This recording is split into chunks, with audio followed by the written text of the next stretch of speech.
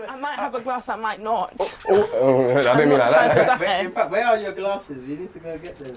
Please, thank you. 2 cups in my hand. I'm gonna have to have a glass in my hand. Do what you want. This is, I'm saying it, for the next hour or however long this is, this is your show. Are you run things in, you know? But I'll say this, that can get revoked. If you are just tuning in for the first time ever, first of all, thank you so much. We appreciate really you, man. appreciate you Love taking the and time to manners. watch this video. We are the Experimentation Podcast. If you didn't know already, Get to know. we are here to bring you vibes. We're here to bring you Information. education, uplifting, Empowering, music, profit. culture, community. For the black people, them. Me no on. business about my That's platform. our See what I say? But I have a slight grievance though. What's that? Why did it take you a month to come back to the studio, G? Let's talk about we're here. I was Let's outside. go. Man. I was outside. What was you doing outside? I was because the people that need to know it. partying, gallivanting, You need to man. understand that these people are our people. They are bridges. They need to know what's going on in our lives. Get me? I wanted to be outside, bro. Summertime. You was outside from May, June, May, No, June. but there was 2 July. months where it was like everyone else was doing stuff as well. So obviously. He was outside. So he was outside the whole 3 months. Did you see how he tried to swing it? End of June. That's when I was like outside. Like my You was birthday was outside kind of May, the start. bro. No, that's a lie. Wait, Jules. That was. We was outside for Jules. Yeah. Big up Jules. Hey, Jules. We went during some comedy times. though. Yeah, I don't say Oh that. dear. Go for biddy. Go for biddy. No, it was good though. It was good. Nah, it was a good vibe. Got Jules. Go with folks. Go on on. A big man thing. Jules, brother, don't ever quit music, bro.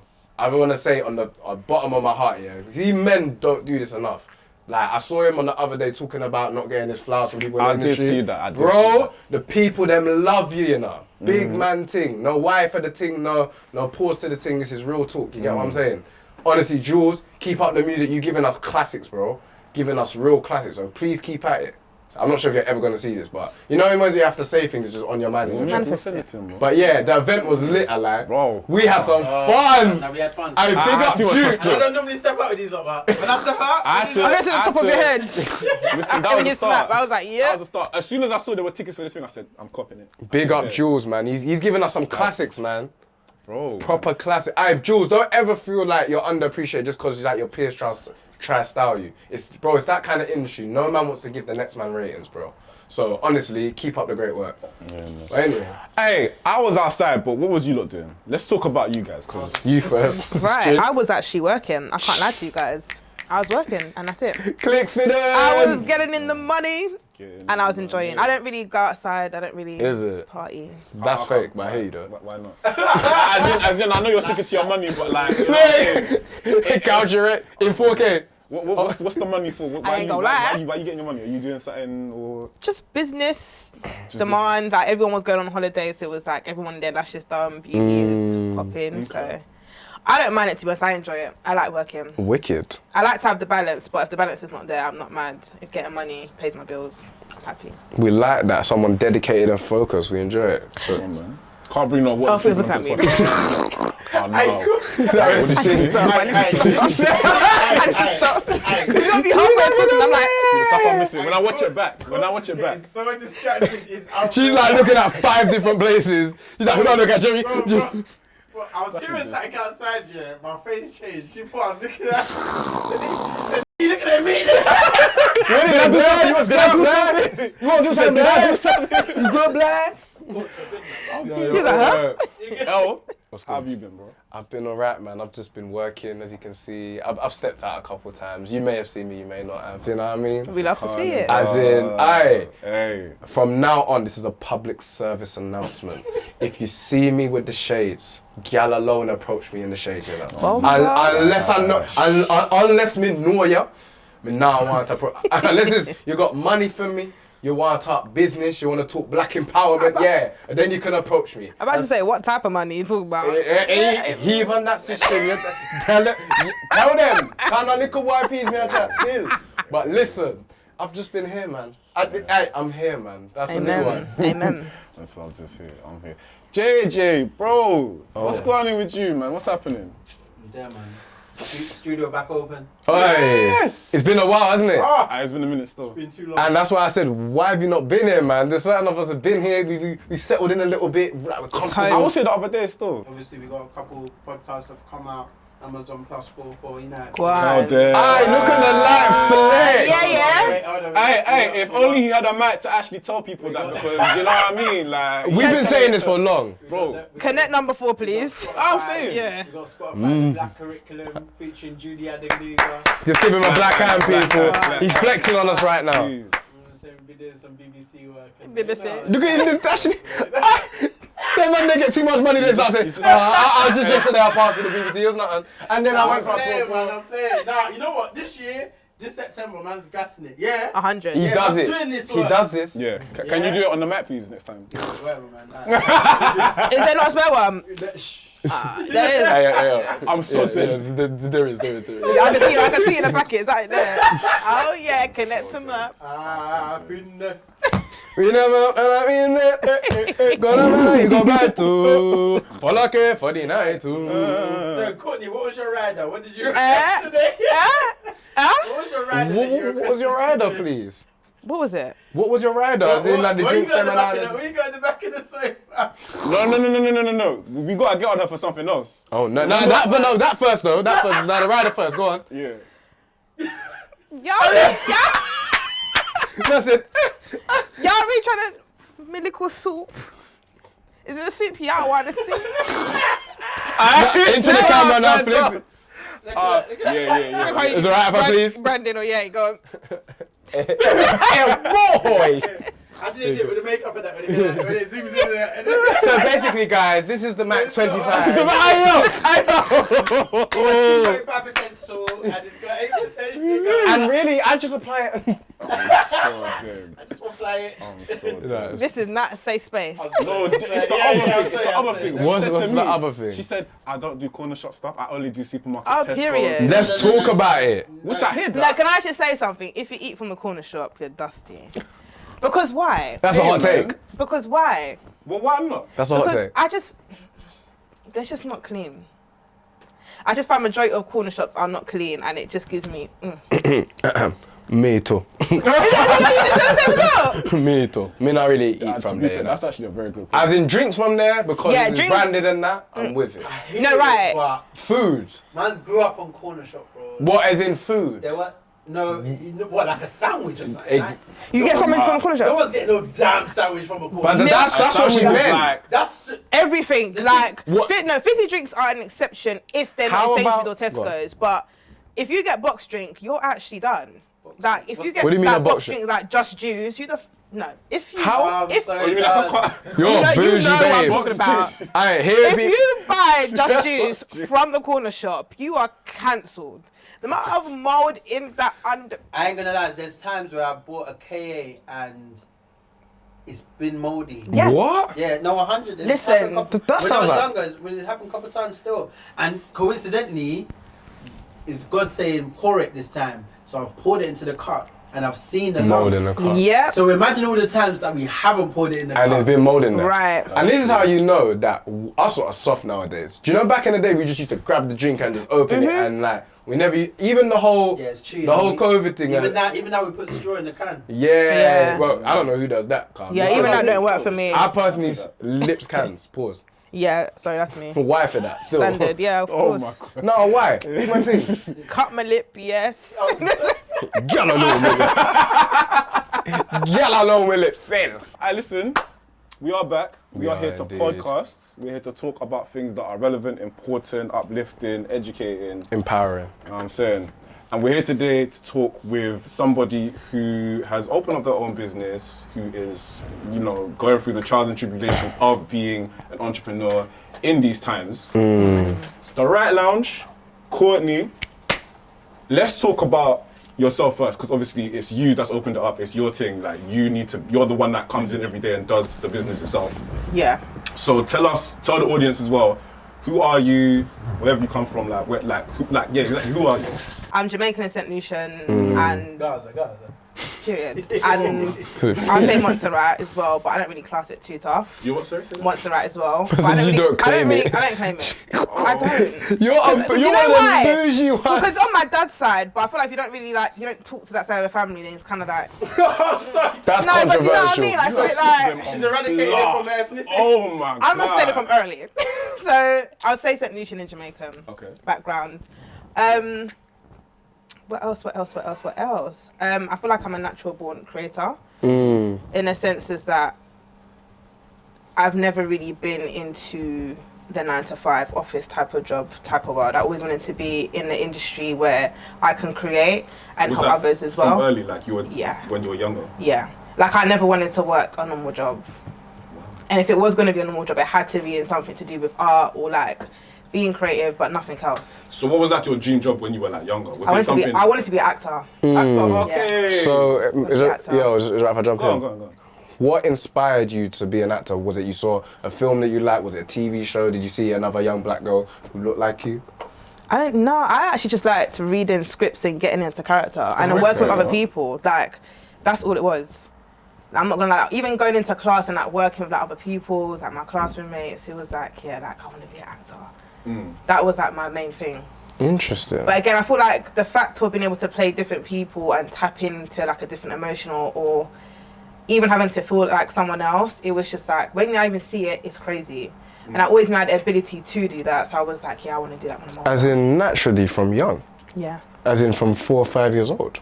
Probably about 6 or 7, I would say. That's fascinating. Yeah. And were like friends and family sort of like, oh yeah, this is your thing? Like, yeah, like, I said to them straight, like, I want to be an actress. Like, yeah, I want to get to acting. And they were like, okay, take classes, I was like, I'll see how it goes, but I just love drama. Drama in English was like my thing. What but was not like speaking your, English, show like writing. That you watched as well? Like, what was something that you were into? I didn't really watch TV too much when I was younger, like kid programs, but TV in my household was like, well, when I was younger, was non-existent. Like you would watch like CBBC or stuff like that, but in terms of like shows and like even black films, I didn't start watching it until I was about 16 years old. 16 years old? And even I haven't even covered majority of them yet.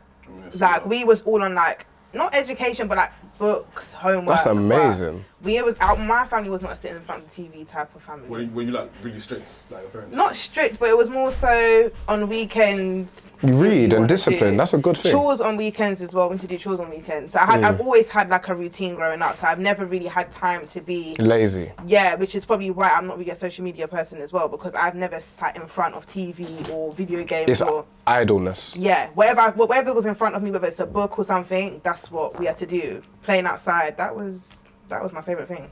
So I've always been an in-person person, never a social media person. Can't do it. Do you have siblings as well? Yeah, I have. Let me get this right before they come and cuss you when they watch this. Wait, pause a second, Take please. it easy. Please, pause a second. Siblings? Right, let me go for my mum's side, yeah, because like, me I want all of the cost me know. So on How my can you forget your mum's siblings? Our siblings, she forgot to know. No, I'm sorry, guys. But on my mum's side, I've got one older sister that's from my dad, and then obviously I've got a younger sister as well from my mum. So she's half sister, but obviously my sister. And on my dad's side, I've got one sister that's 1 year older than me, which is why it gets a bit confused when I'm saying siblings. Same dad but different mum, and then I've got another sibling that's 13 from my dad as well. So we're all girls. All So girls? I've got 4 sisters altogether. Okay. Yeah. And so is it all in the similar age range, or is it varying age ranges?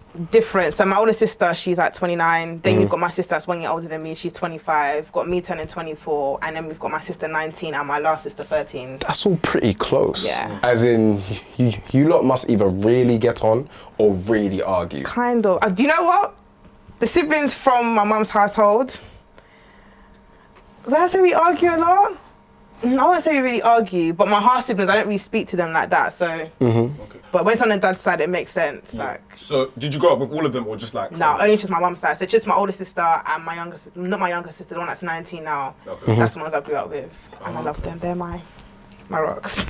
That's nice. That's very They're my favourites. But we all get along. We're all very different, my siblings. Like from my mum's side, we're very different. So I feel like that's what makes us us and how we actually get along. I feel like if we were all kind of the same, it would be a bit like, oh my gosh. But we've got very different personalities, which is what I love about us. Interesting. So everyone's different. Everyone gets along with each parent differently. Love it. And is it like different in the sense that like you're the creative and then they have their own thing as well, or like do they have like a creative side in them as well? I would say from my dad's background, a lot of them are very creative, so I think naturally that comes to us. But obviously my younger sister, she's not obviously the same dad. So I think she's in a age where she's trying to focus on what she actually really wants to do, and she doesn't know, because her era now, social media, is very different. It's kind of like if you've got your own business, it's a side hustle to get money. But she's still trying to figure out what she actually really wants to do. Whereas my older sister, she always knew she wanted to be a nursery teacher, so she's just like, that's her field, she wanted to go into that. Whereas me, I've always been, I'm not working a 9 to 5, like I'm gonna work for myself, I don't care how it happens, I'm gonna do it. So I've been like the go-getter, because I've never wanted to settle for less than what I have. Like even if it's like having a job for 2 months, I'm gonna do it because I know I'm gonna find a job that's gonna be better for me. Like I'm gonna enjoy it, I'm gonna want to stay in it, and I'm not gonna leave after a month. Whereas my other sister's there like, fuck it, I'll take the job for 1 month, get the money, and then dip. That's amazing. So do you feel like for your younger sister, it's harder growing up in this social media era in terms of 100%. finding what you want to do? Because we all grew up in an era where we had less time on our phone, less screen time. So you feel because she's been invested in more screen time, she's had a harder time to find what she's wanted to do, because it's essentially there's so much out there and it all looks so easy. I would definitely say social media definitely played a part. She's very smart, I would say. Like compared to this generation is smart. I can't lie, they're all smart, but I feel like they follow too much Trends. If all of them done what they wanted to and moved how they want to, because they've got so much resources and tools, and essentially they're a bit more forward than us, I feel like they could do better. But because there's this trend now to live a certain way, it's very hard to not get caught up in it. So it's like if all your friends have this one thing, you're gonna want to have that thing. It's standard. So I don't blame them for the way they are. But yeah, she's very smart in terms of, I feel like she knows where she wants to be in life, but trying to figure out how she's going to get there, she struggles big time. Because when you haven't really got a path or know what you want to do, it's hard to kind of think, okay, do I stay at this job, or do I go to this job, or do you know what I mean? Is it something I'm going to enjoy for a long time? And then maybe she might look at probably my job and see that I'm enjoying it so much, and it's like, okay, I want to do what Courtney's doing, but it's like... So does she come to you and ask questions about like... All the time. All the time? All the time. Like she even said like, Courtney, like I want to do lash course. And I'm like, do it, but it's like, you need to understand this is not a side hustle. It's a full time, So I can hire you, I can take you on, but... It's a business. You're not quitting, babe. Do you know what I mean? Because this is my life at the end of the day. So whereas you might think it's a job to get money, because the money looks good when you're a business owner. When people see how much you're making, it looks like, oh my God, you're rich. When you see the outgoings, not everyone wants to be within it. Which is why so many people quit. That's a gem right there. Right. That's a gem right there, because people don't often understand the amount of money you're paying for things. I remember when I was working on music, how much outgoing, I made no money. Yeah. As in paying for videos, paying for models, everything. Yeah. It's all outgoings, and even just owning a space, that costs money. The rent, the lights, everything is a cost, and it's outgoing. So that's a gem you just gave us there. Yeah, 100%. I feel like when people start to look at that aspect, that's when they're kind of like, is this business going to be a 1-year business? Is it going to be a 2-year business, a 5-year business? For the time you're starting it, like I always say to people, if you're going to make money for a side hustle, do it, but do it professionally. So do it up to the best standard that you can, because people are paying you for a service. Don't just do it because, oh, it's a side hustle, I need money. It's going to die. It will die. People will stop coming to you. But if you're going to do it and you just need the money, do it to your best ability to bring in good money, so that if you ever wanted to get back into it, people still remember you for something that you've done, and not, oh, this girl took my money and the service was crap. So I feel like I'm trying to teach her, like, you can get into anything you want to and you can be good at it, but find out what you want to do first. Like, you're still young, you're 19. She's not like me, where I kind of knew I wanted to be in a creative field. She's had to kind of... work it out. Right. And that can be, I've never gone through that, so I don't know how hard that can be. But some of my friends, sometimes they're like, I'm going through a midlife crisis. And I'm like, why? Because I don't know what I'm doing. I feel like I'm working, but I'm not enjoying my job. Okay, so why don't you find something else? Because I don't know what else to go into. Speak to that. That's important. I feel like not a lot of people hearken on the fact that there's a lot of young people going through that in their early to mid-20s, that they feel as if they're churning on the corporate wheel to get by. And it will get into their mid to late 20s until they realise I either have to continue doing this and I hate it, or I got to switch up my style. I've got to do something different. So I think that's a gem you gave us right there. It's true. Because I think it's just not just your friends are saying that. There's a plethora of people whole generation who believe that. Yeah. It's true. I feel like it is hard for them to find out. And then I feel like, again, there's so much pressure because everyone feels like they're running out of time. It's mad. It is mad. Like, you know, the 1 year goes by and you're like, oh shit, I ain't done anything. What have I done? What have I done? A lot of things that people have told me to do is to like write down, reflect, and actually journal your journey. Because that will actually tell you, look, like I did this. you did something. You did it. You've probably done a lot more than you've actually thought, but you've not really taken the time to recognize that. True. Because that's where you can be on your way to like, okay, cool. I've done this. Now I can help plot my way to get into this point. You know what I mean? And then realistically as well, because once you're jotting things down and you're learning, oh, okay, it's taking me this long to get there. Maybe I should try like doing something like this way, or like try and get into this place like via this way. Like it just actually makes sense for you to be like learning about yourself, but like actually like plotting it down so you know that this is your journey.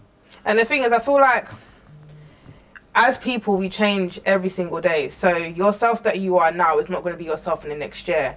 So I think it's also understanding who you are as a person and what new things you're liking. Because the journey that I'm on at the moment now, who says I'm going to be that same person next 2 years, 5 years? Do you know what I mean? So right now I enjoy lashing, but I know that it's going to get boring after a while. So my next step is to be an educator. So you have to keep having fun with the new person that you're slightly becoming to understand yourself a bit more better. You constantly evolve. Yeah. Have you got that from elsewhere, or do you feel that's naturally within you? Naturally within me. Right. I'm always someone that I know already, like, I've always said I could not be in one job 5 days a week because I'd get bored. But I can do 2 jobs and split them during the week and work full time. Just because it's 2 different environments. I'm seeing 2 different sets of people. So when I'm here, I'm working with JJ, I was working obviously with Sim, loved it. I go to Mac, I had my team. So I'm not here 24/7, I'm not there 24/7. But I find that when I was working like one job consistently, it was just doing my head in. It was doing my head in. But just knowing as well that, okay, cool, I'm evolving in this sector, I'm evolving here, I just loved it. I love seeing growth. Honestly, I love seeing growth. Do you believe that your love for characters, personifying them, getting into them, is linked to that?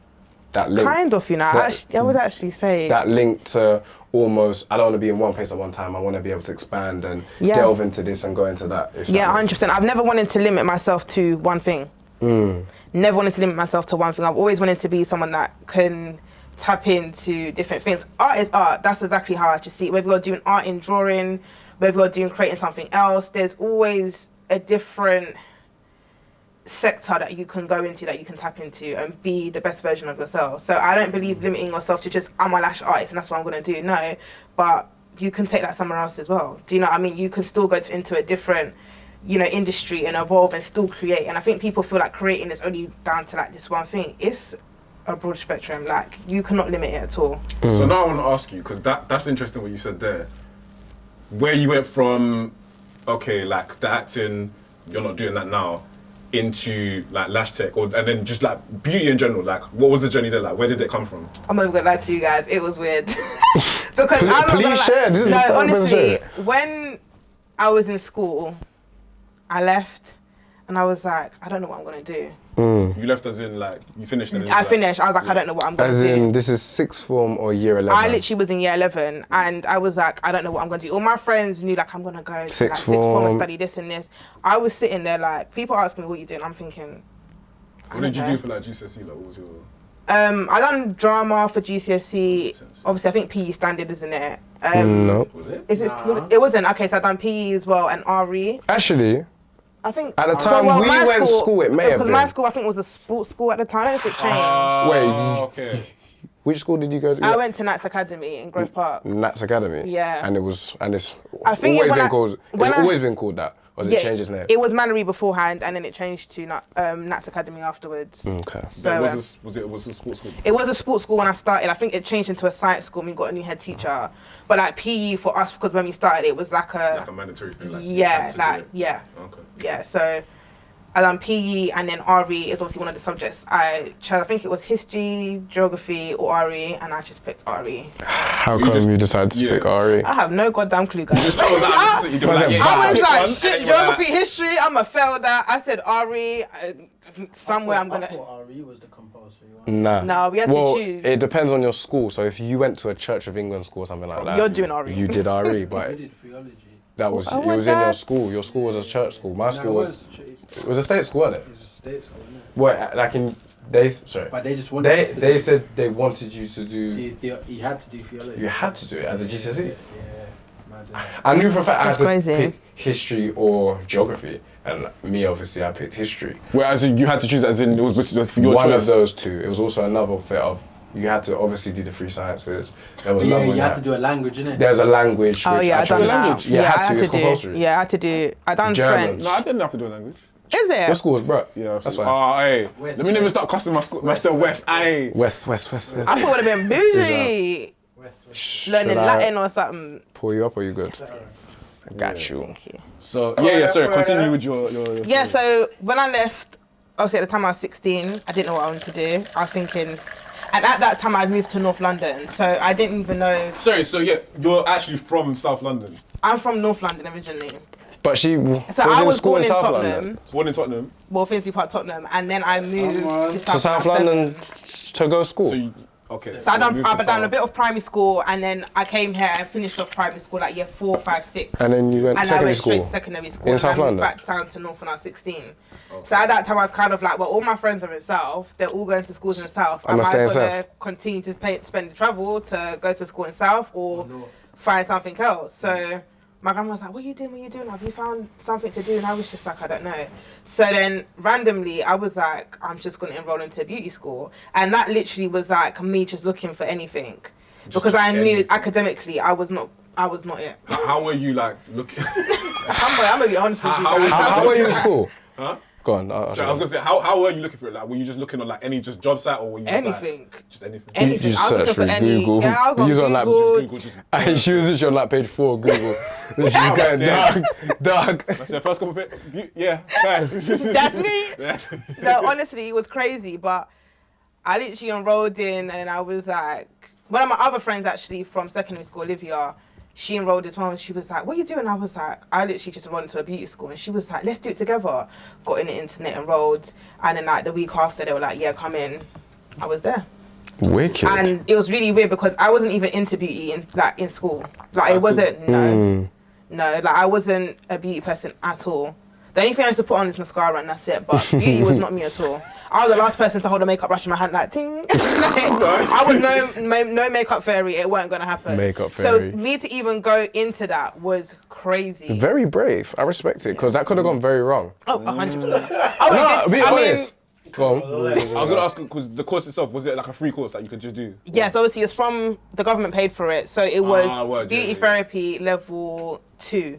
Okay. So you could do a foundation year, or you could do obviously level 2. I went straight to level 2, and that was more like nails, waxing and tanning, body. Yeah, it was a lot of body art as well, I think. Yeah, but more like the therapeutics and massages. And then my level 3 that I done afterwards in Lambeth College, that was more theatrical media makeup, so like SFX, like on stage. Like How did you Blood and find Glory. that? I loved it Because it that's must me. have married your two That's interests. it. My level 2, I hated it. Okay. The whole massaging, obviously I get my nails done now, but beforehand, I used to hate it. I was not into any of that, so...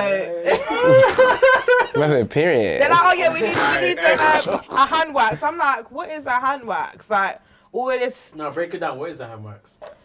I couldn't tell you now. Wait, my You didn't land anything at I school? know. You weren't learning at It's called, school? I think it's called paraffin wax. So like you put your hand in it. It's basically like candle wax. You put your hand in it and then you take it out. You wrap it in cling film and then you put it in like a heater and just make sure it's softer. Okay. And breaks down their skin. Interesting. But again, I didn't like it. It wasn't my thing. Even tanning, like I was there spraying everyone because who the hell's gonna? I mean, hello, Yeah. I'm black. I mean, I got the natural glow already. I got oily skin. I don't need anything else. So you're like, go. I was like, girls, come in. All the white girls, they loved me. They loved me. I'm gonna be with Courtney today. Yeah, come on in. That was Give it. them extra tan. Man said, you need some more. You're looking a bit pale. Yeah. Oh, yeah. No, and she was looking like, oh, your legs are a little. You look like you've been in there. Like the shade today. You look like you've got. I'm so dead. That was me. That was the go-to. I got a question based on something you previously said. Mm-hmm. So, coming from a studious, disciplined, kind of routine-based family, how did you adjust to school? Was that quite an easy transition, or was it harder? School was, I wouldn't say therapy, but I feel like I was myself at school. Because out of all my siblings, I'm the most spoken. So I feel like when I was at school, all my friends were just like, yeah, this is Courtney. I bet it's at home. It's like, you're being rude. You get what I mean? So it was Yeah, just like, I feel oh shit, let me keep my mouth closed because I'm going to get in trouble. Whereas when I was at school, it was just like, I loved it. I loved it. Like, out of all my friends in the hours today, I've got a friendship group where it's like, got this person, this group, and that group, and then you got Courtney, and it's like, I bring everyone together. And I love it. Man said she's a vibes woman. I love it. I love it, and I don't know how it happened, but yeah, like when everyone sees each other together, then everyone will talk, be like, oh my gosh, but yeah, I love it. Like, so I've always been that connection. Like a large group of people that you just like. Literally from school, like obviously when you're at school, everyone has their separate batches, yeah. So it's like, even if I've got this group, they might invite me to their birthday, but then the other group, even though they know them, they're not going to get invited because after school everyone drifted. Whereas when I have my birthday, it's everyone like, comes together. Yeah. Wow. Which is why I think a lot of people that, Connie, like, what are you doing for your birthday? And I'm kind of like, not for your birthday present. So basically, she's a very popular person, guys. If I'm so happy say wagwan, and she's gonna say everything. When the girls from our school see that, they're gonna be like, oh my gosh, she's doing YouTube. Look at her. She's very popular because both of us have a couple mutual friends. We do. We actually do. I'm a bit scared because I don't want to bring it. You know the ones where it's like. Don't be saying anyone that I know now, child, please. Because I was a certain kind of way. I've changed, so I don't know what. They might remember you from sixth form. Yeah, no, they do. Oh no. They do. Thank you, Alice. I'm gonna change it. Oh no. Alright, allegedly. I don't know if that's true. But yeah, you're talking about your start in the beauty courses, right? So where did that lead to the actual formation of the Wright Lounge itself? When I came out of my level 3, I had my level 2 had 14 different modules that I passed, so I qualified for 14 different things. Right. When I came out of my level 3, I had more, I would say, the TV type of background. So like, if I wanted to get into TV, doing like makeup for that, I was qualified now for that. I decided to pick one, which was makeup. So when I was in my last year, this guy basically came in and done agency work, and he was like, yeah, like, you guys want to get a job? I was like, hell yeah. He was like, you're going to be working in like Selfridges, Oxford Circuses, Brixton, like department stores, and you're just going to be advertising for Givenchy. And I was like, put me on. Like, put me on. I was behind them counters, raking in the money. That was literally me. And then from there, listen, I'm telling you, they love me. They even put me on the training when I was agency, but they brought me to the training for Givenchy, and I loved it. I was like, yeah, this is where I need to be. But then slowly and steadily, I was like, I want just one counter that I can work on. I did love agency because you get to meet new people, but then meeting new people can also cause trouble, because when you're that agency girl, it's kind of like, oh yeah, we've got the agency going today, so it's kind of like make her do all the work. And then they'll put all that work on you. Or let's take her commission. It was like, you're not about to steal my commission because I made this money. So after that, I was like, I need to find one place, and the place that they put me in for, like, I was doing agency work basically for a benefit counter, Benefit Cosmetics, and then afterwards the person came up to me and he was like, yeah, do you want to just work here 4 days a week but still as agency? And I was like, yeah, and back then, really and truly, I should have been getting paid for account manager, but they didn't pay me, but I was fine. I was like, with me, even if I'm not getting paid for something, I'm going to take the experience, because then when I do know what I know, you can't pay me for less, if that makes sense. So I'm glad that I kind of done that. So I was still working for like, what, £6? But I was working there 4 days a week, and I was still doing the rota. Like, how old were you at this time as well? I was 19 at that time. £6 an hour? Yeah. I'm not, yeah. Oh, sorry, please continue. No, but it is interesting what you said, like gaining the experience, so then later when you know, you're never gonna fall for that again. Right, do you know what I mean? I was happy that I did do it. Then they put me to work part-time, then I was contracted. So I was like, okay, cool, they gave me more money. And then one of the ladies that I used to work across with, she worked for Clinique. Now I always knew I wanted to get into Estee Lauder and work for MAC. To get into Estee Lauder, you need to work with one of their companies so you can do a transfer into a different brand. So as soon as the lady like gave me a job. Sorry, Estee Lauder, as in like, that's the parent company. Yeah, so then they own like MAC, Clinique, Tom Ford. They have like different brands underneath them. Right. So as soon as the lady gave me the heads up and was like, yeah, like I'm gonna be leaving to go on maternity leave, I want you to take my position. I was like, that's cool. So she put a word into her manager, and then I got literally a part-time job on the Clinique counter, and I was working for Estee Lauder. From then, I then went to MAC, was working at MAC, and then when lockdown hit, I was like, yeah, I need to find something I need to do, because makeup is good, and I was doing it at that time for now 7 years. So 7 years have passed. I've been working in makeup. I was like, I need something different. My dad was like, so what are you going to do? I said, I have no clue. He was like, you need to look back at your modules on what you passed and find something that you can get into that you're going to love. So I went through it and then saw lashes, and I was just like, yeah, that's it. Picked it, started it up. Just started your own? Just started up. What was the process from like doing something for someone else and then going like, no, you know what, myself, because I can do it? To be honest, because I was in the makeup industry, I was freelancing, so I always had another business. And contacts. Because I literally was doing freelance makeup, so I'd do it on the side. Like when I was working at the Clinique counter, there are people who come up to me like, yeah, can you do my makeup? Yeah, cool, charge them a price, go to their house, do their makeup, boom. So I've always had something behind working for someone else, if that makes sense. I feel like that was kind of like my stepping stone, but my clientele then wasn't broad. It wasn't like how it was now. So it would be a lot of mistakes that I made, like going, not taking deposits, and it's like, oh shit, I've turned up, this person's not even here, going back home. But again, I still wasn't in that business, man. I'm just like, oh yeah, like makeup is my hobby. Yeah. So I just enjoyed it. But I think transitioning from that to lashes, and one thing that I definitely realized is that makeup has always been my hobby. So I done it regardless if I was going to get money or not. I done it. Whereas this business is like, it's all about the money. It's about the money, me having fun, and this I'm taking much more seriously because this is essentially my job. I'm building my empire now, so I need to take it more serious. Where makeup kind of was like, yeah, if I get one client a month, I'm happy. Now it's a totally different mindset. So jumping from doing that to this, yeah, it's crazy. Was it like a quick change? Like you were just like, you know what, let's go, let's do it? Or were you like kind of like, oh, like? I always knew I originally wanted to bring out a lash line. That was my thing. Me and my dad went to go into business and bring out lashes, and he was going to sell it in Dominican Republic, and I was going to sell it in London. That's still obviously going to be in the making that I want to do as well, so it's still on my mind. But that was what I wanted to do. So originally, I still wanted to do something to do with lashes, but more the selling aspect of it. But then I was like, okay, let me just get into a business and kind of see where it goes. So I bought the equipment. Obviously, I have the qualifications, so I don't need to get a qualification for it. My level 2 qualified me for that already. But it was more kind of like, I know I can't start this business because my qualification was at the time 5 years ago. What do I actually remember?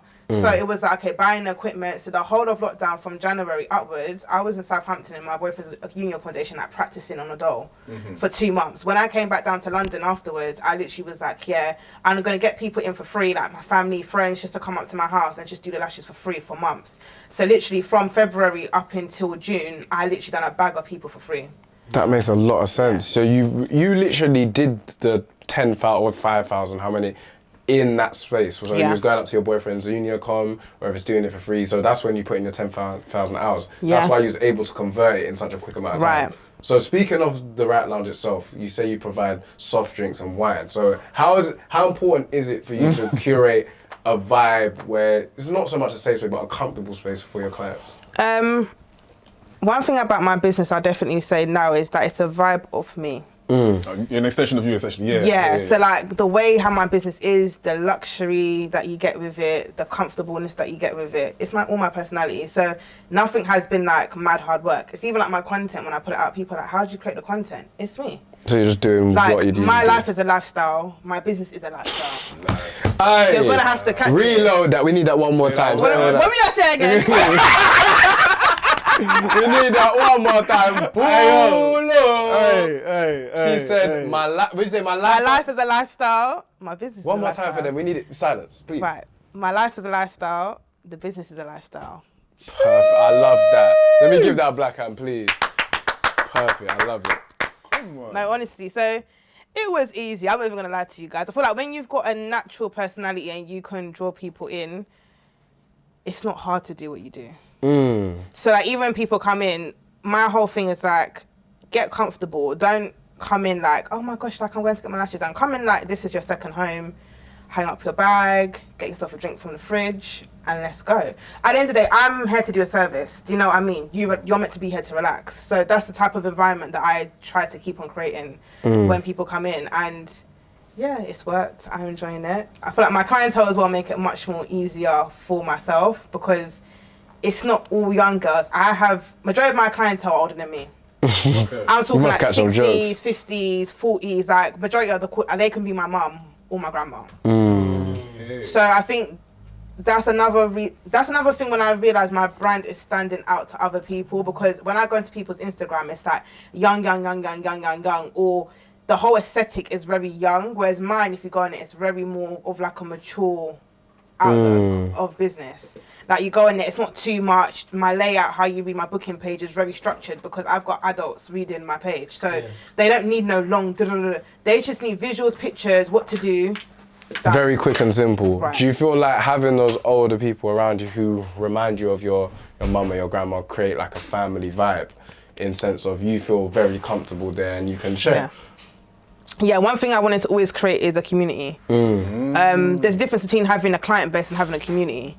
And I feel like my great grandma's she owned a shop back in the day in Tottenham Hale, hairdressers, and she created a community to the point where even up to this day she's gone, but people just still say like your grandma's hair shop. Like they still remember it. Reference it. Right, so that's important. When I'm getting clientele and it's like they come in or new client, they're like, oh, like you done my cousin, my auntie, it feels so good. It feels so good that I've actually created an establishment that it's like people come here, they know who I am, I'm doing family or family members. It doesn't feel like, oh yeah, I've got customers. This is family. Like this, do you know what I mean? Like these are people that are gonna see me go through a journey of life. I'm seeing them go through a journey of life.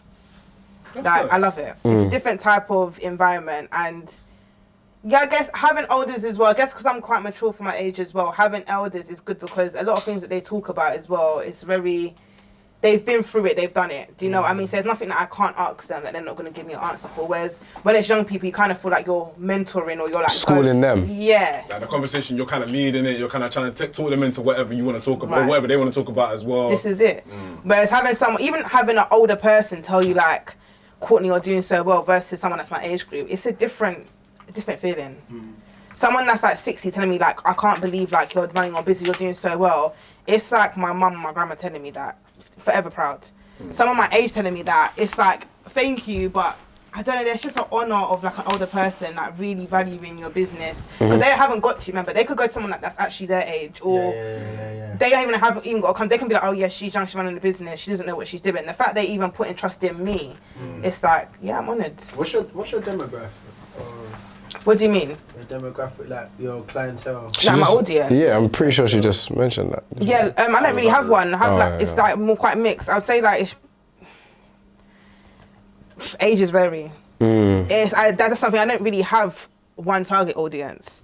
Okay. I wouldn't wish to either, because I've always said when I started my business, and one thing that I learned from my makeup business is that I don't really just want to be like, oh yeah, like I have a lot of young girls. I want everyone to feel comfortable to come to me. I don't care if you're black or blue. I want you to feel comfortable to come to me. Yeah. In terms of black or blue, what actual ethnicities do you tend to? Well, obviously because I'm black, I do have a lot of black girls. That's natural. I'd say in terms of the white and Asian community, it's very balanced. Obviously, I have more black people come to me because like my friends and stuff like that, friends of friends, my friends' family, their grandmas, their aunties, obviously they're black, but it mixes. So then with your clientele, like how are you, because I'm assuming a lot of them probably knew you from when you were doing like MAC stuff, when you were doing the makeup stuff before then. Yeah. So some of them were drawn from there. How was it, or how did you start building like the rest of your clientele, like starting with this business? Word of mouth. My business is literally word of mouth. And that's the one thing that I actually enjoy about it. Yeah. I can see that though. I can tell you have a communal element to it, and a friend told a friend and an auntie told a cousin, and it makes sense. I can see the things with social media, I love it, but growing up, social media to me is more like a portfolio. So I don't show people what you've done. Yeah, so I don't care how many followers I have, because my money's bringing more than my followers. That's what I really care about. Tell them again. What me say? Yeah, she's coming with gems. I'm 2 for 2 now. I can say Jaja. I like that. No, but honestly, it's true. It's true. Like, guys. Listen, guys, I'm just overwhelmed. Yeah. I was gonna ask, so being a black-owned business, being a young black woman or a lady, how does it feel to have a successful business in the sense of that there's people who would say that odds are stacked against you, but you have a successful clientele, they vary, so how does that feel? I love this question. Can I be very honest? I don't even look at things like that. Okay. I don't, because I feel like the more you tap into that, the more you kind of feel like, oh, I can't do this, or the reason why I'm not as big is because I don't watch any of that. I'm grateful for what I have at the end of the day. Do you know what I mean? Because why am I gonna watch someone that has it all when I don't know whether it's been inherited or do you know what I mean? So I can only do what I need to do, but I'm not gonna be like, because I'm black, I'm less privileged, or I'm not gonna get as many opportunities. I've got to put myself out there. One thing that I will say is the energy that you attract, you will always get back. I'm a big believer of that as well. That's facts. I could be in a place with all white people, but there's gonna be a lot of them that are gonna like my personality because it's different. Right. Not different to white people, different to everyone in the room. Do you know what I mean? So I don't really look at it as like, oh, I'm not as privileged because of the no, I'm still gonna put myself out there. I feel like the more you kind of believe you're unprivileged, the more you feel like you need to overdo it and go harder. To an extent. To an extent, depending on what business or job that you're in and what profession, I would say yeah. But I would say for my profession that I'm in at the moment, would I say there is an unbalance with lash techs and how recognised they are? Yes. But do a lot of black lash techs kind of put themselves out there? Do they go to events? No. Well, then, how come you think that is? And I say, what societal factors may influence it or not influence it? I feel like I think it's about causation. So if we're looking at a problem, what is the causation of it? And then we get to the solution. I don't think that there's a lot of black people putting on events to bring our environment together. So it's like if I like a brand and they're hosting, let's just say, an event that's going to go on, but it's a white person that owns that brand, we're going to have a lot of naturally white girls going. The same if it's a black person hosting an event, you're going to have a lot of black people going. But the problem is, because there's going to be a lot of white people going, sometimes black people just kind of feel like, let me stay in my space. Or they might want to feel invited because we know this white person's going to be on the list, that white person's going to be in this, naturally invited, whereas it's kind of like your work needs to be upstandard, or they need to see my work before they invite me. Where it's like, not necessarily, put yourself out there. If you need to pay for the ticket, go for it at the end of the day. Don't make yourself feel like an alien because you wasn't given an invitation, you wasn't put on a PR list at the end of the day. Go because you want to learn something, go because you want to network with someone. Do you know what I mean? And I always see like even that one black person that isn't at an event, exactly like when you were saying you went to that podcast, because you chose to be there. Do you know what I mean? It's not because someone literally drugged you and said you need to go. You've gone there because you chose to be there. Obviously the situation you ended up in, being the only black person, is different in that moment of how you're going to feel, but the fact you chose to go there is a brave thing in itself. Do you know what I mean? Like, you chose to be there and chose to take something away from that podcast, but you could have been that person that's like, well, if you knew all white people were going to be there, all of these white people are going to be there, I don't want to go anymore. I agree with you to an extent, but I do think it's about curating safe black-owned spaces so 100%. They can thrive in a sense of like, yes, we can operate in white-owned spaces, but how do you behave in that space? Do you code switch? Right. Do you now not act as if yourself? And that doesn't mean, because being black doesn't mean loud and belligerent and all these things. It means operating from a African or black center. Do you understand what I'm saying? So that's where it's like, I understand, but it's also more like, be you. So you can operate in the space, but be you. Exactly. And I think another thing is as well, is businesses are very different as well. When I look at a black business, some of them, and not all of them, versus a white business, I see standards that should be there that are not there. Right. So, for example, number one, black people are not very supportive of each other. That's number one. I always say that. But number two, the way how we do business is obviously make it a safe space. The way we speak and that's completely fine. As you said, be yourself. But there's certain things that can be up to a profession, and it's just not done, which is why we don't support each other. So, for example, the way how I'm doing lashes, hair, and I'm offering the service to my customers, you could go somewhere else and it is literally like, they're there to basically take your money. Because I'm running a business. Another black space or just... Another black space. Okay. And I've been to black spaces personally myself where I'm just like, why is this not run professionally? Like, I'm not going to put you on blast because I'm not here for that, putting this business on blast and taking money out their pocket. But at the same time, it's like, why are you running a business like this that isn't professional? Okay. Because my way of showing you that I didn't like this environment is by me not coming back. Which I think is the healthiest way to do it. Let's go to your point. Your point one. Could you say it again, please? Yeah.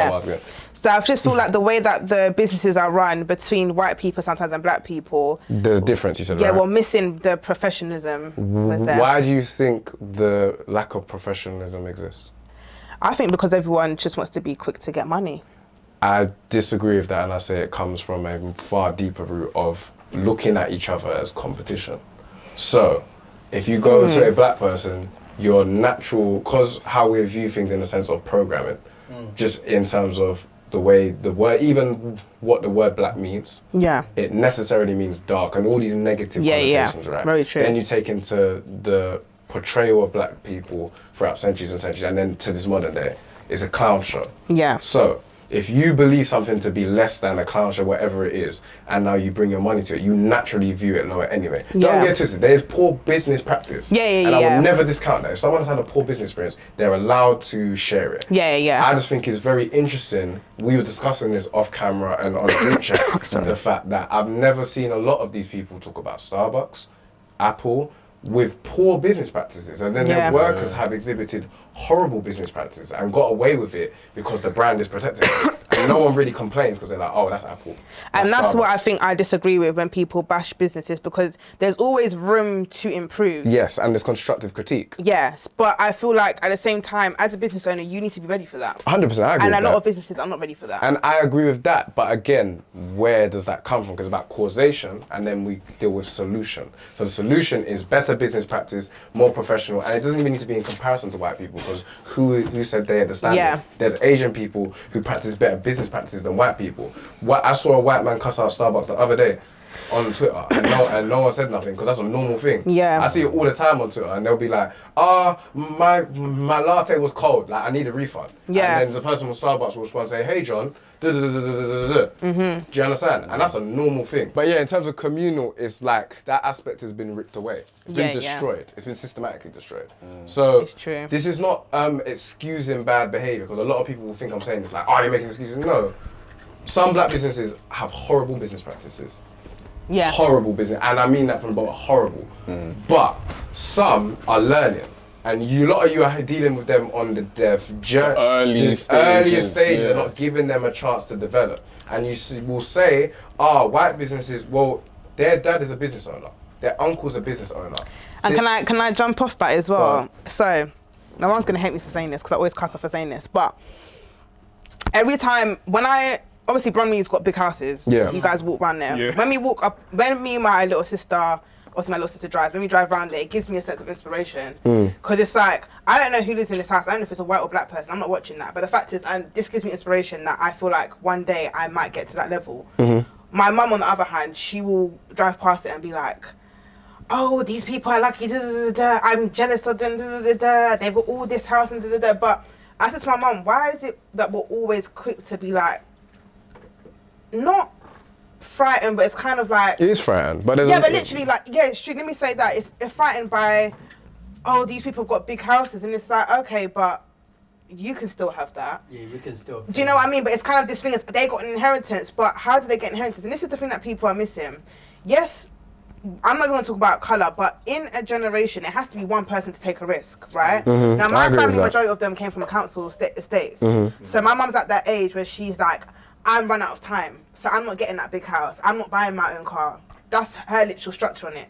Me, I'm kind of like, but there's people that are 50 making who are able to do that, So we're going to literally sit around and judge because of, as you said, someone's dad's got a business. And so what? My dad could have had a business as well and done. Do you know what I mean? So I get what you're saying. When are we going to break that cycle of looking at, but this person had that, which is why, and do it. I've got the Wright Lounge because I'm doing it for my future, about my kids. Do you know, this is not just about me, you know, this is about what I can pass down for your progeny. Do you know and what I mean? posterity, Because at the end of the day, as I said already, I'm not looking about who's in the house, I'm looking at the house. I'm looking to say I'm gonna have that, not how they got the house, but that I'm trying to find out how I can get the house, so then I can pass down to my children, so they can say, not all these other people are in the house, mummy done that. That's all I care about at the end of the day. So I always tell to my mum, at the end of the day, you've got, not to say it's ungrateful, but it's just like, just because of how your route turned out, don't be jealous of what someone else has, because Your mom's gonna this hate you shit for you've that. got to, yeah, she's gonna hate me for it. But the thing is, I've told her many times, and that's why she has her business now, doing cakes, because she wouldn't have started it if it wasn't for me. I want you. She done a couple cakes for my store. I'm telling you, shout out auntie, man. shout out the right cake. Bad boy cake. No, What's the name of the- what's the name of the the right cake. The right case. Hold tight, auntie. It's the right. It's love. It's all love. It's all love. Come on. Alright, come on, Runs auntie. in the surname. Hey, Runs in can the you- surname. I also can move on for this, because I think you raised an amazing point, and you're not wrong. I'm just positioned like, what do we see as success, Yeah. and then in whose system are we situated in the success? So it's Right. like, do we want the big house in here, or are we trying to build a big house back home? Are we trying to help accumulate wealth for this country? And I think it's a little bit deeper than that. So you're not wrong. You should be Yeah. able to have a base here. But I'm just saying that, what are we doing in the sense of like, are we going to operate? Because it's one thing to talk about, there's all these things affecting us as a group of people, yeah? And it Yeah. depends how you see it. If you don't want to be communal, I'm not even forcing you to be communal. Yeah. It's just that aspect of, if you're a communal person and you see it as a black community, is like, is there real justice here, or is it back home? So build up your base here. I never disregard people from doing that. But I think it's just, where do you see success as? And like, is that the house? Is it the, is it the house? Is it the cars? Is it the jewels? Or is it land? Is it being able to create your own food in times of, do you understand? Yeah. I feel like I'm. Well, so do you have these kind of conversations, by the way? Like, do you ever like? Sit with Yeah, all the time. Yeah. All the time. Especially me and my partner, we always talk about things like, you know, just generating wealth and giving back. Because as I said, there's nothing wrong with thinking like, I want to be in that house. It's more so like, okay, once you've got the house, how do I now help either directly my family or the community, not just move in with me and we're now living in this system and we're still underneath people. Yeah, They still yeah. rule us. How are we self-sufficient, autonomous, where there's our own police force, you can police ourselves, that type of thing that other communities have. So you can live like in a system where you see Asians will have their own setups in terms of their businesses, Yeah. and then different politicians are working for them, because it's a economics thing. And they even pass their businesses through to other. Of course, I'm 100%. Yeah. But I don't even think they're the best example. There's a possibility, and then being unlikely to do something, but never say you can't do something until you've really Tried it And out. I'm saying trying every aspect. My first business, when I done makeup, it died. I didn't say I can never do business again because my first business didn't wake up. Look at me now. I agree with see that. what I mean? No, I definitely agree with that philosophy. I'm just saying it in the sense of The Wright Lounge. do for self. It's more so do for self, because no one's going to do for you. Yeah. Like, no one's going to come save you. No one's going to fly in off a Yeah. cloud to come save you. No, like, this is there's no guarantee I've said this on this platform before, and you lot looked at me like I was crazy. There's no guarantee black people get into the next century. Oh, That's no, yeah. if you believe that, Yeah. you're mad to me, because the way the world is going in terms of STEM, tech, and all these things, we don't have hand in ownership of it. There's a bunch of black people working for people in it and making a whole lot of motherfuckers money, but there's no ownership in it. Even land, there's still people often think land is useless now. Yeah, You can't yeah. feed yourself. People talk about the food is poison, the food is fake, and all these things, yeah. Whether you want to believe in it or not, there's obviously poison in the food. But if you can't feed yourself, then what are we doing as a collective? Because it's not just one man, you know, like one, anyway.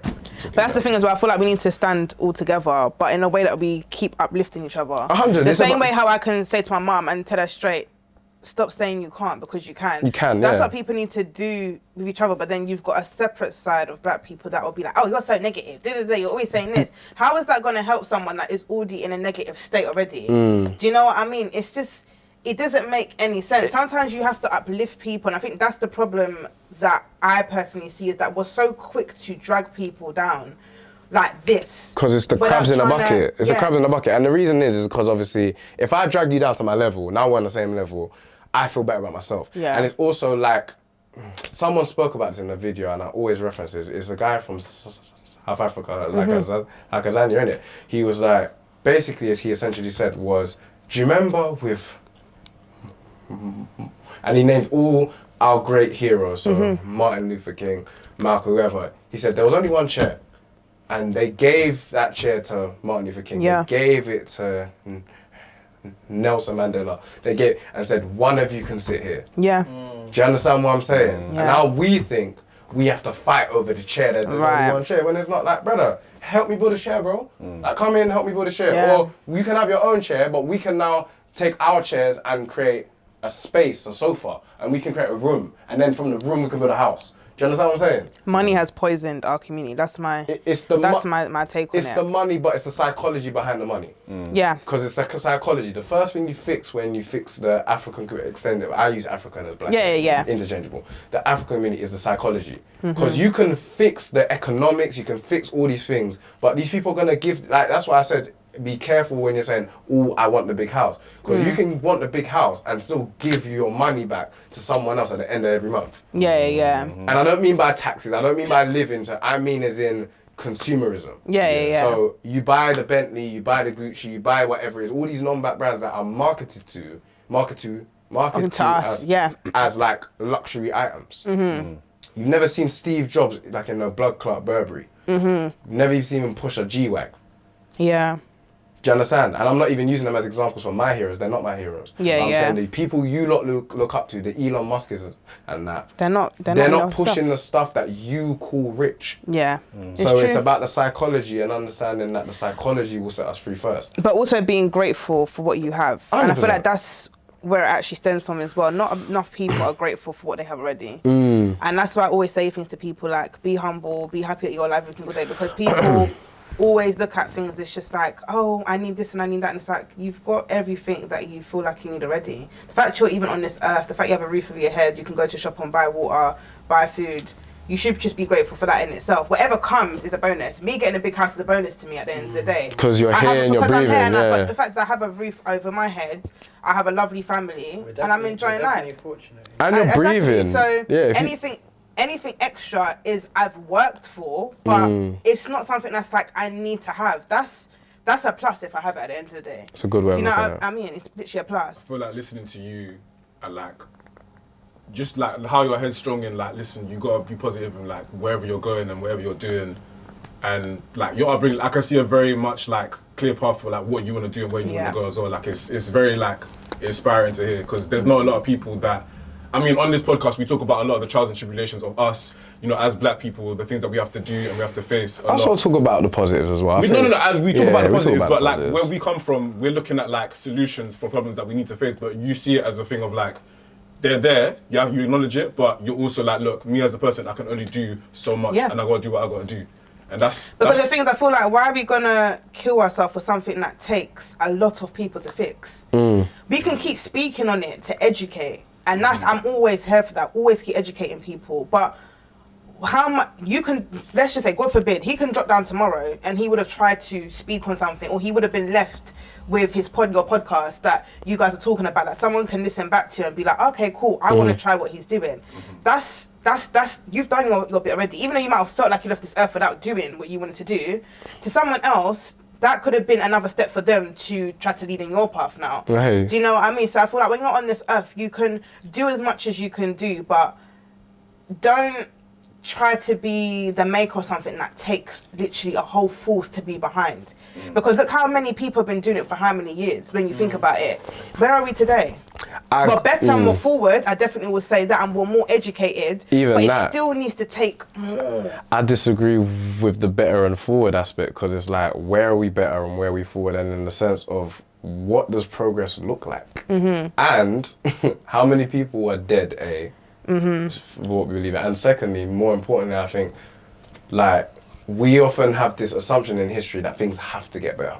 Yeah, but it's not. So if we're talking about that, the World War II, it had to have ended and the world had to have gotten better. There's no guarantee. That's not how history works. Exactly. Yeah. I think we have regressed financially, like as a community. Yeah. So there's black millionaires and billionaires and whatever. Yeah. But they are individuals, and that's when you look at it from an individualistic mindset. And we may have more access to information. I don't think we have more information. I think we definitely have more,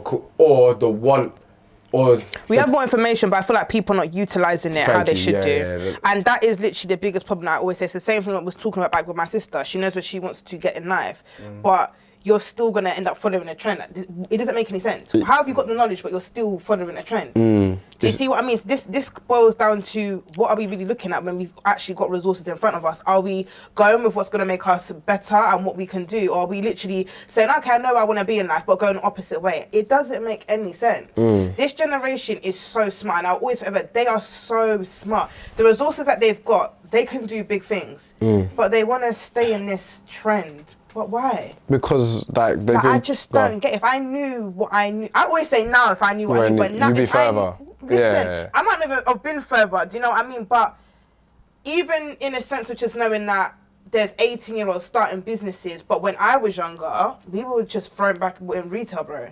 Yeah, it's facts. Do you know what I mean? We had no start your business. If I had done that from now, Lord you'd be flying, well, yeah. But it's the application. It's again, once you've been reared backwards psychologically, things that you think are good for you are killing you, are negative. So if we pre the music, if we pre a lot of different things, if we pre a lot of different things that we consume, content-wise media, look at the media we consume, is detrimental. And people will often argue against it and say, well, music ain't had no effect on me. 95% of your brain is governed by your subconscious. Exactly. So you don't even know what is happening in your mind. Even the thought of killing someone, yeah? Let's have an honest conversation now. Let's go. All of us, in fact, let me not talk to you lot. A lot of us have said something silly in our life when we've been super angry, like, I'll kill them, you know? Yeah. Where does that thought come from? Like, because in your right mind, murdering someone as someone that's never really had to indulge in any type of lifestyle, never had any sort of real anger in them. Obviously, it varies for everyone, so I'm just looking for people. Where does that thought of murder taking a human's life come from? Like what we consume. And it comes so easily that we can say it and not even think. I don't feel the type of. And not feel like we're saying anything insane. As in, especially godly spiritual people who will say, God is the only one that can take a life. But on songs that you reason with. And this is where my argument, like with the songs, is different to the film. Your favorite rapper doesn't come like at the end of the song and say, hey, yo, pause the track. By the way, this is all entertainment. Yeah, exactly. They don't. They're licensed on their realness. Let me circle the conversation back to the Wright Lounge itself. So I want to ask about like trials and tribulations that you go through yourself. But I first of all want to actually ask, the name The Wright Lounge, where does it actually come from? Because we didn't ask. Right, as Elle introduced me, Courtney Wright. So Wright is the last name. Okay, and then just The Wright Lounge, you were just like... It makes perfect sense. I mean, the thing is, when I was doing the names, I was thinking, I don't want to call it, I actually had the right minx. Obviously, minx, another word for lashes. I was like, I don't like it. But then I was at lounge, like... It sounds professional. If I had money... You'd have a lounge. Like that, I'd have a lounge, but a luxury lounge. But luxury to me is like lifestyle. Massages, it's self-care, it's taking care of yourself, it's unwinding, it's forgetting all your stresses and just being in there in the moment. No phone, that's literally that. So I don't know where I was going to go or whether I was going to stick to lashes or whether I might be doing facials or whatever. So I just said lounge because it's like, as I said, I'm very much... There's no limit to where my creation can actually go. So I'm here to tap into everything. That is great. No, honestly. Nice. Very nice. And then, so trials and tribulations that you go through, like things that you're just like facing where you're just like, it's tough, we gotta go through it. Like, what's the kind of things that you just come up to like on a daily basis? It's life. Definitely, leaving my job was like the toughest thing I've ever done. Right. Ever done. Like, it was the toughest thing I've ever done.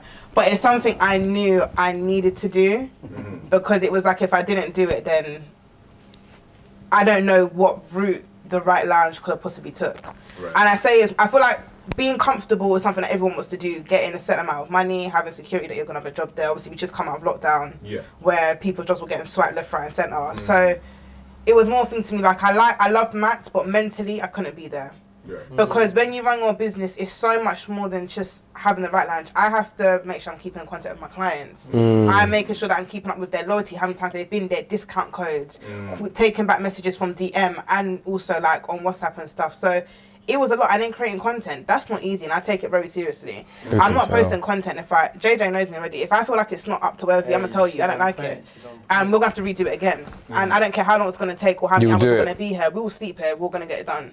Because content is everything. That's what people are going to see. That's what is going to sell my business. It's also you as a brand. It's you as a brand. So that's important as well. Right. So with content and all that stuff, it comes time. And Mac was good, but it was draining me mentally. 7 years in one thing to be doing, and it's like, did I want to be the manager of the Mac shop? No. No. Assistant manager? Hell no, I ain't got time for that. So where am I going to go now? Am I going to be a retail artist? I don't want to do this job anymore. So I had to go. And again, I think it was time.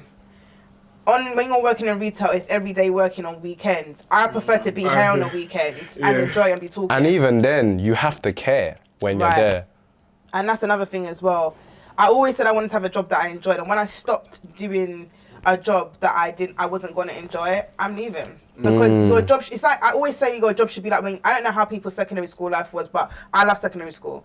Like, I hold it dead to my life. It makes me emotional to watch. I'm like, oh my gosh. I mean, me personally, I didn't have the best. I'm sorry to this man. Again, you weren't from South London, innit? Sorry. If you did, I'm telling you, Joe, if you came south, you would have loved it. But I loved my secondary school years. I literally was like, I want to enjoy my work how I enjoy school. Like, I used to come into school like, yeah, like, what are we doing today? And even though it might have been the same things, me having a different conversation or seeing different people, I just loved it. So when I was coming here, I was like, I love having new clientele, speaking to them, different conversations all the time. And yeah, I was just like, this is it. Like, I just need to leave. I need to get in. I need to have a job where I know I'm going to enjoy it. And then I know when I wanted to get into makeup, there were so many other people as well that wanted the job. So it's like, why am I staying here or complaining about a job when I don't like it? Yeah. I need to essentially end up leaving the job and going to somewhere that I'm actually going to enjoy. So I was like, you know, there's probably someone applying for this job role. Who needs it? And yeah, and they're going to really enjoy it more than what I am. So how selfish is it for me to stay here for money when really and truly I've actually got a job to go to? Some people are not leaving that place because they haven't got another job. I do. So I was just like, my health comes first and I enjoy what I'm doing. Just take the leap. But that was the hardest thing, because going to having savings and like, oh yeah, I'm getting this money coming in this month from this company, and then being like, shit, I'm paying for everything, like my rent, like, the supplies. self-employment bit is what kicks in. You're like, oh shit. You've done so well, honestly. In 2 years to be able to do that Yeah. is strong. Big man thing. It's hard, but you get there. And it's the work ethic. So that's why I hear you when you're saying it's like the work hard, didn't it? Yeah. For you, it's proven fruitful. Yeah. So has that come from, like, I know when you was in school, you did, what is it again? Little school thing, like... NCS? Yeah. I done that as well. Yeah, you know, so you did. NCS. Yeah, she did. I did my NCS. I went NCS as well. Yeah. So, What is it? It's like a curriculum that the government provide, and then you kind of go for like 6 weeks. So that you go with other people. You do. Yeah, 6 weeks. I think it was like you had 1 week off, so it was like, what I say. 5 weeks and then a week off. Yeah. Then a week off. Did you get a credit? Would it add credit towards I your wanna UCAS? the lady. Almost not to certain your UCAS. I think maybe I didn't go to uni, so I'm not too sure how it works with that. But it's just good to have in your background. CV on your But CV looks yeah. This was this is between 16 This and no, 19. yeah, no, this was year 11 Is- till before you go to college or sixth form. Yeah, 100%. So like it's good because you get to bond with like other people within your borough that went to different schools as well. But then also they give you like a challenge to do. So you support a foundation. And the one that we chose was mental health. So we had to raise money and go into Greenwich Park and basically create a campus and make people like put what their emotions were and stuff. That's amazing. It was really cool. And then we had to pitch it to like 3 investors to like buy it so they could give money to this company. Obviously we didn't win, but just having that experience was like wicked. Like I always just like, yeah, it's not, sometimes not all about money, it's about doing things The to actually enjoy it. experience, yeah, and the love. So that experience being a team leader, has that helped you run your business in making hard decisions and even just being a center of a vocal point of where people having to go to and often asking you, Courtney, I need this, or do you know what I mean? Definitely. I feel like you have to have your boundaries, because having your own business is very demanding. You're working for yourself, you've got people pulling at you, you haven't just got your clients, you've got your family, your friends, you haven't got enough time for me, but I feel like learning how to keep that balance and structure is very important within your business. Like I always say that to people all the time, but knowing how yourself and how you run a business is even more better, because even though you might feel like, oh, like it's perfect, you don't know. You need to know how to say no to people. Someone's saying, I need you to have on this day. No, I can't. You have to explain why, but it might just be, I need to stay off. I have plenty of customers saying, oh, can you do me tomorrow? No, I can't, it's my day off. Did I feel bad for saying it when I first started? Yes. No, I don't. My mental health is important. I'm not gonna come in for money when I need to rest. So having that boundary and knowing how you run your business and knowing yourself is very important. Because if you don't know yourself, it's just gonna overwork oh, you're gonna feel like, oh, being an entrepreneur is to get money. Yeah. People are putting out like to know how to make 3K in 1 week. Huh? That's dangerous, isn't it? But did they tell you, right, but then they're telling you about when the people cancel. Do you know what I mean? Where you're expected to pay this bill this month and this person says, shit, I'm not coming in this week. And it's like, oh, well, how am I going to pay my phone bill? And then invoices not paid on time. Right. People need to talk more about that in like, their little self-help. 3K in 3 days. Never paid on time. Especially, JJ, like in our industry, blood. Blood? I'm that 30-day thing. Yeah. As soon as that, listen, an hour after that 30 days, an hour My little fan after before 30 days, you're getting heated, bro. Yeah, I was on another question. You go. Yeah, I was on. So you also did a month at the Shakespeare Globe. As someone who loves acting, yeah, how was that for you? Was that like a little bit of a pinch me moment, or was it more so like you just did it? Literally. Nah, it wasn't really a pinch me moment. I feel like when they picked me, I was back in college at the time as well.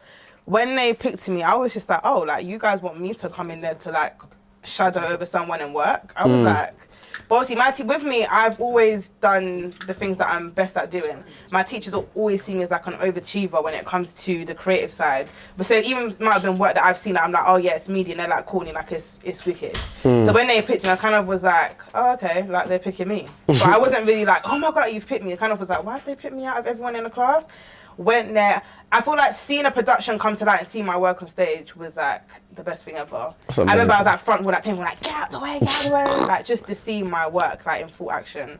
It was crazy, but I feel like I've always been a humble person. I've never really been, even though sometimes I can come across like I'm like deep down everyone knows you gotta me. pick up your thing. No, you have to. And that's one thing that I've actually learned this year as well, to like really give myself a pat on the back. But aside that, as I said, I do my job because I love it. I do my work because I love it. So nothing kind of really feels like pinch me. It's more so like you've done it and I'm proud, but I'm humbly saying it. Yeah, literally. I feel like obviously I need to learn to obviously big up myself when I need to, but yeah, I don't really have a top of the moment where I can be like, this is where I want to get to, where I'm going to be like, oh my gosh, like Courtney, you done it. I don't really have a moment that I feel like I'm going to be like that. I feel like I'm just grateful for everything. I get opportunity and I'm able to do it and my work turns out amazing. I'm happy. That's amazing. Do you still see acting on the cards in the future? Oh, don't. No, I will say this. Between acting and dancing... I feel like you got better alter egos. I feel like one day I can see you on the screen, man. It's actually scary because I feel like I don't even know myself half of the time. I'm not even going to lie to you. Me and Jay have this conversation all the time. Like, I feel like I have different, not bipolar, but like different personality traits where it's like, I'm still learning myself. Like, I'm learning quiet Courtney. I'm learning loud Courtney. I'm learning Courtney in a work environment. Courtney being a creator. Courtney being around people that I don't know. Courtney being with people that she knows. Like, there's different personalities that you're always going to get from me. So I feel like I'm still learning myself. And as I'm getting older, I'm changing. So I'm having to learn this new person. So acting, I wouldn't really say acting. Dance is definitely something that I really want to get into because I used to do it when I was younger. I loved it. Stopped doing it, but it's something I How regret. come you stopped, if you don't mind me asking? I had a knee injury that I still have. Man said knee injury. You The don't old think school I'm excuse. playing football? The old school one. No, did I? You just like this. Hey, you know what? I used to play for Palace. But Yeah, I bust my knee, man. Tuesday, yeah, nah, man. Twisted my ankle one time. Nah, guys, I'm being honest. I actually had an injury. I was dancing for enough people. Man said, blood, all of them. I was dancing for Down and Leisure Centre. That's who I was dancing for. In all honesty and truth, that's who I was Big up dancing down for. them legends. Hold that DMB, blood. Yeah, what's the one? I used to go DMBs. DMB. Quiet as kept, I used to go And what's the DMB. other one that does the acting? Is it DMB as well that does acting? Yeah. You gotta be rich to go I used there, to, boy. Bear Man used to go there, you know. God, he's bougie, I knew it. Yeah, you're the bougie. I'm not. Speaking of being bougie, let's talk about Central London. Let's get into it. Yeah, finally, yeah. I'm the Segway king. Oh, do it. I'm You a do it, podder, you do it, baby. you do it. Okay. Oh yeah. All right. Courtney, you better listen for this one. Okay. This was a serious question. I'll say this. We asked all our got to guests get this. fed. Us lot know your situation. We know you're taken. So this is all hypothetical. This is celebrities. Right. So it's not real people. So we know that. Everyone, man, them, she's Hang that, taken. hubby. She is taken. Yeah, she's alright? man. Them don't move. That Relax. Yo. Relax. Yo. She said, yeah. Yeah. Don't disrespect the emperor. In it, literally. Shabba ranking. Let's go. Hey, load up her cup, man. Do you want some more? It's starting. Don't ask. I don't have a cup. You got a cup, bro. Oh, I got no, she need a cup. Where's your cup? Where's my cup? Where's my cup? Yeah. You. I still got drinking my cup. They finished introducing the cup. Listen, I'm pasting myself. Alright, so cool. We're in central Look at my London. hut. Yeah. You have just left Night Town, top shop day. You know what I'm saying? The settings. Oxford, is it street or circus? Oxford. Circus. Alright. Bear clown Ishagwan with their circus. You know what I'm saying? Tourist day. Cool. You're walking out the shop. You see commotion. You see all types of bandulu business. Everyone's acting different today. They're acting brand new. Like they're moving like what? Like pandemonium. Like Right. Beatles mania. As in Drake. Like if you think Drake was there, it's a mad thing. So cool. You see security guards. You see pictures I take. You see all them thing there. You see celebrity crush. Person you. Yeah, they're there. They're walking. And the thing is, it was like a kind of a mild day. So you weren't sure if it's going to rain. You came prepped. You had like your little jacket on. Yeah, the little jacket. So you could throw on your hood if necessary. You understand? Right. So cool. As they're walking out the shop, you can see it's getting dark. The clouds are starting to come over the perimeter. I'm putting something It's in. mad. Right. It's crazy. I put my phone And just now. you see in Oxford Circus, you have all them, was it Join- dancing no. flash mobs and them man there. They're doing the whole TikTok dance routine, like the Central C song and all that. They're doing their thing. All right. They're going, Amba, and like, everyone's doing their little dancing thing, like ding dong and them man. Is that your? So they're cool. They're like, no, sis, come in and say, like, you got this. You're dancers, you know you can dance. Come on. And you're a dancer. Of course so you're I am. ultra prepared. In fact, you've been waiting for this moment secretly. I have. Cool. I am still. Like, I am actually waiting. Man, I'm waiting. Cool. Who would be your celebrity crush in that moment that's walking past, like you're breakdancing in the rain? When I say the heavens are pouring, it's never rained like this before in this life. As you start, as the music, they press play on the music, it's like, and it's some old school R&B, that's your bag. Oh my god. Oh my god. As in literally, I don't even know like the tune to play. Like, pretty brown eyes, I love that you tune. know I see, yeah. It's playing, like, and you go dun dun. You know what I'm saying? That's when the rain starts going mad. Remember, it's raining. I know, like You're this person has dancing, to you be are like, dancing me dancing, you're dancing me dancing. Yeah. like, I need to be, Yeah, you're going in. What you gonna do with that? I'm gonna get you all of that, bro. You know? It needs to be something I'm going to take my asthma pump for, so... Actually, that 1 second. Listen. What's it go? Down. Man said, be ready for that. Who is that person going to be?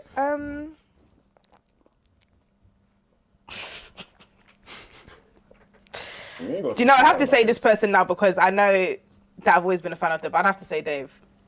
Santa. Yeah. He grew up Yeah. in Streatham. Teachers were giving Like, him there's that no, test. because Same there's time the man were giving out tests. no one else. I don't have. If it's not Santa, it's my man. So. Oh no, that's fair enough. That's a good answer. But I won't be dancing for my man. No. What? You gonna dance for him? I'm not breakdancing for him. No. I'm Wait, gonna my lap whoa. dance, but I'm not breakdancing for Can him. we talk about this? Why not? But why the fuck am I breakdancing for him for? I'll give him a lap dance, but I'll breakdance Yeah, for Santa. okay. Alright, That's fair. Aye, we love that answer. Let's give him a black hand for that. I'm not Let's give him a black looking hand for at you looking that. at me like, Come on. you're Nah, that's a just good gonna answer. tell me, get your ass up the floor. Yeah, I'm not doing that.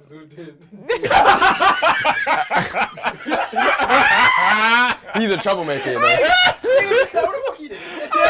Man's doing all this. He would actually look at me like, I don't even that one. Like it's the whole T-Pain Chris Brown. nah. The spin of the head. Yeah. He would no. Santa, it'd have to be Santa and Dave. Yeah. Yeah, I love him. He's like, He's a great artist. Did you go to see him? I didn't at all. Yeah, sure. Me neither. I've seen him once on the tube and I thought I was gonna have a heart Sorry? attack. I saw him on the tube. He's from South, man. I saw him on the yeah, tube and I literally thought like I couldn't breathe. But at that time, I didn't have an asthma pump, so I was just like to my friend. I had glasses on. I was like to my friend. My friend was like, Kiana, because she served him in like a Caribbean shop. She was just like, yeah, like Courtney, I know. And I was like, and he was looking at me. He was laughing. That's what's up. Dave, you're a South London man, you He was know. laughing at me because Keep he it knew I chill. literally was just like, Now, Courtney, come back for the next episode, please, because we have to have I you. have to. Oh man, and that's a good way to end it. Even just to come in and sit down and watch the Yeah, thing. man, the like, you have to vibes be on them are it. nice, man. It's all No, put the mic back on me, that's please. better, I'll be in the that's background. People put the mic on. That's what we want. Now, when we say something and someone says something funny, she's like, ah! you got me. Got it! Listen, every time. That would be mean. Experimentation podcast has Yellow. been so lovely being back. We are going to try to be more consistent. Wednesdays and Sundays at 6 p.m. That's when we're releasing. That's when you hear us, see our beautiful faces, hear our lovely voices. Courtney, thank you so much for coming through. You've been an Really amazing appreciate guest. it. Thank you guys. Honestly, you got to drop by next time. Of course. We got to have you here. Oh, The we gotta vibes be is- here for the audience, You know what man. I'm saying? The vibes is just... Oh yeah, You guys need to go live with it one day, though. we will. Like, you need to go live with it and have people, like, drop in on the comments, and that would be lit. That's the plan. Alright. That's the plan. Don't get twisted. We got that. We He's got not that gonna coming. get written off in it. I say him.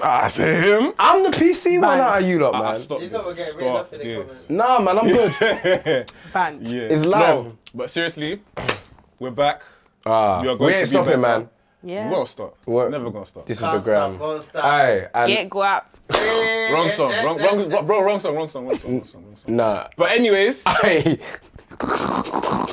The shame she felt. Don't put a hand over her mouth. Nah, Courtney, swing for Jerry. Yeah, nah. Swing. Tell me more afterwards. Big man thing. no, it's okay. It's okay. No, That's the TikTok gang, innit? hey yo, She makes me sick. Hey yo, listen, my co-host, tell them who you are one more time, Aye. please. Big LA, the one and Only. come on with them, Come on. man. L and No R. way, you gotta do that one again. She has to try this. She has to try this. Come on. Listen. Wheelie, pop that like me. Wheelie. I can see her just grinning shit. She wanted to try this. She wanted to try this. She's like, oh my Oh, god. 36 as well. Yeah. We're getting on. Oh, Listen. tell them who you are one more time, please. It's LA, the one and only. only. Come on, man. We're inside, outside. Listen. L and RBG, Negus LA.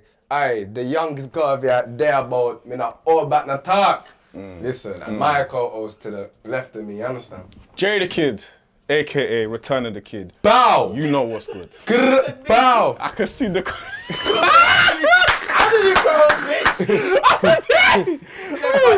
On the left. Remember, this is my podcast now. Technically, it's her show, so technically she's right for You today. can sign out.